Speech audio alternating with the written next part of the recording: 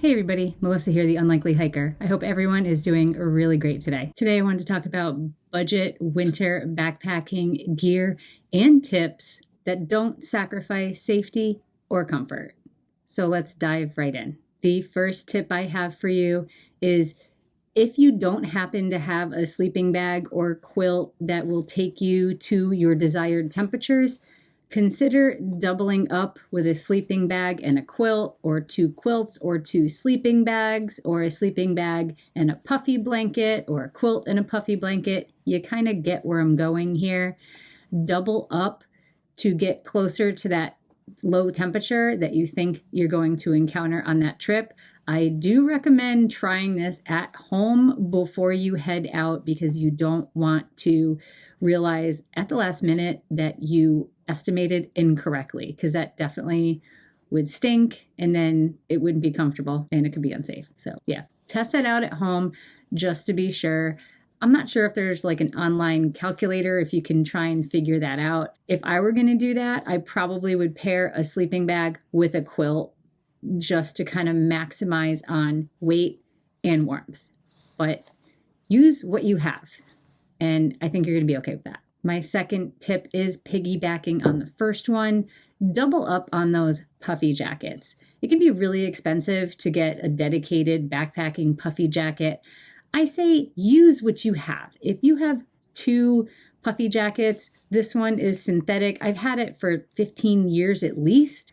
Pair this with another one that's a little bit bigger, and then that'll help get you the warmth maybe that you're looking for. Or you have one that you can wear maybe during the day when it's not quite as cold, and then a second one that you leave dedicated for camp or for sleeping that is going to be a little bit warmer or made of down or whatever. Just use whatever you have. That's kind of going to be a going theme for a few of these. Third tip that I have, Amazon down puffy socks are really inexpensive and they go a long way to keeping your sleep system comfortable.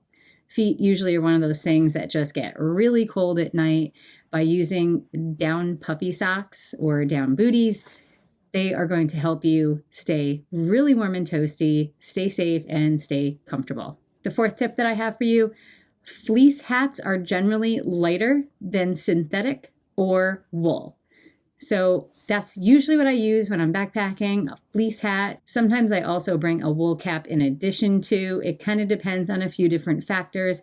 But if I'm going to be engaged in a high output activity, fleece is going to repel water better, it's going to dry faster, and it's going to allow me to bring two hats to help stay warm, dry, and safe. My next tip is bring an emergency bivvy or a small lightweight tarp to go over your sleep system to help block wind. Things can get a little drafty in the winter. By putting a windproof barrier over your sleep system, it's going to just help keep you a little bit more comfortable. You do want to be a little bit careful though. You don't want to get a lot of condensation on the inside, so you might want to just air yourself out a couple times during the night to stay dry. You can use a Mylar blanket for this, but in my experience, they just don't stay put over your sleeping bag or quilt as well. My sixth tip is put a closed cell foam pad like the Thermarest Z-Fold pad under your 3-season inflatable sleeping pad, like my Big Agnes Rapide SL, which is a really great, fairly warm 3-season sleeping pad. Put that foam pad under. I did have a viewer say, try putting it on top. I've never done that. I probably wouldn't do it with that Big Agnes pad since it has the raised baffles on the outside.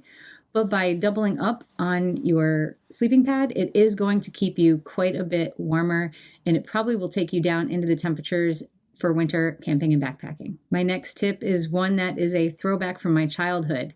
Put plastic bags over your feet before you put your socks on and into your boots. By using a vapor barrier like this, and it can be as cheap as a plastic bag or oven bags also work, it's going to keep your socks dry, which is going to in turn help keep your feet warmer. Nothing sucks warmth away from your skin faster than a wet material. If this makes you feel a little weird, you could put a sock liner and then the vapor barrier, but just keep in mind that that sock liner will get sweaty. So my recommendation, Just put it right over your foot, put your sock on, keep everything dry. You're probably not even going to notice that it's there. Again, this probably is going to be something you might want to try at home to make sure that your foot likes it. My 8th tip, you can in fact use a 3-season tent or a 3+ tent in the winter.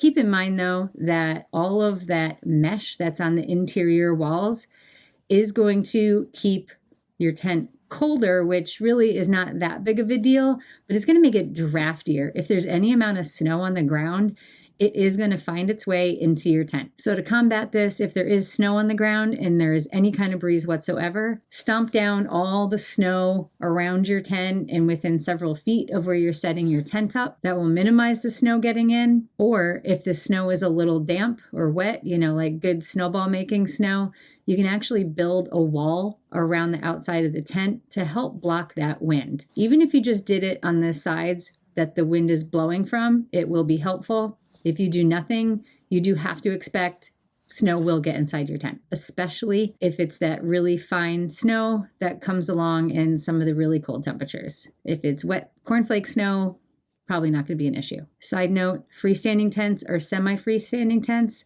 generally fare a little bit better in the winter than non-freestanding tents, just for ease of setup. It can be a little challenging sometimes if the ground is frozen to get stakes into the ground.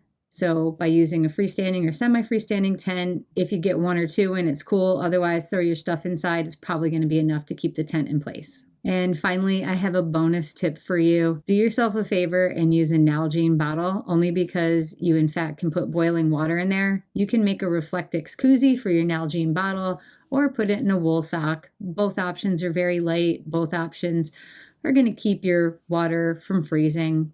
But like I said, winter, when it's really cold out, below freezing, it's not really the time of year to put your water bottles on the outside of your pack, and it's also not the time of year to be using a smart water bottle. However, if you are going to use a smart water bottle, you could in fact make a Reflectix koozie for that smart water bottle, or you could also put that in 1 or 2 wool socks to help keep it from freezing as well, and make sure you store that upside down. So that's what I got for you today.